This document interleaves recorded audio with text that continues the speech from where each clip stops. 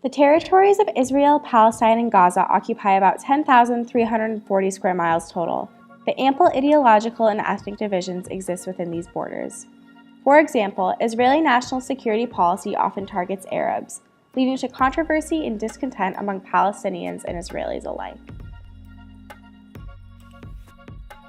Evidence exists that the education systems of each group, Hamas, the Palestinians, and the Israelis, affect their ideologies, which in turn affect each group's national security policies.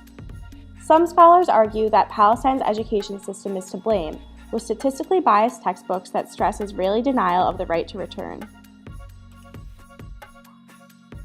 The right to return is the belief that those who were exiled in 1948 and forced to walk across the desert and live in refugee camps should be able to return to their homes. Israelis see the right to return as a threat to national security. Other scholars blame Hamas in its indoctrination of young children. Hamas runs schools and summer camps where they teach children military techniques and hatred of Israel. While both of these sides sound correct, there is overwhelming evidence that the Israelis' own education system is actually the source of national security policy regarding Arabs.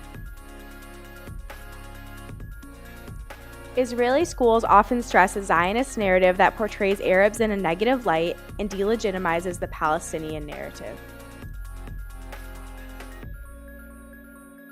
Because the Palestinian narrative is not taught in Israeli schools or featured in Israeli textbooks, Israelis are able to form a collective memory that discriminates against Palestinians, frustrating Palestinians and making them inclined to act out, often violently, as evidenced by the First and Second Intifadas.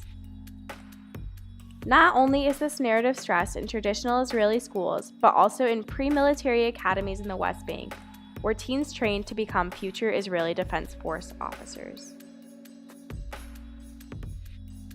These institutions often attract already heavily religious Israelis and continue to stress a Zionist narrative to what will eventually become the top tier of Israeli Defense Force officers in combat roles. By instilling a Zionist, discriminatory narrative in military officers, Israel directly instills people who contribute to the formation of national security policy and who physically carry it out with an untrue bias. This biased education system leaves Arabs upset and inclined to act out, and Israelis deeply entrenched in an untrue narrative that causes them to feel like they must respond with a strong national security policy towards Arabs.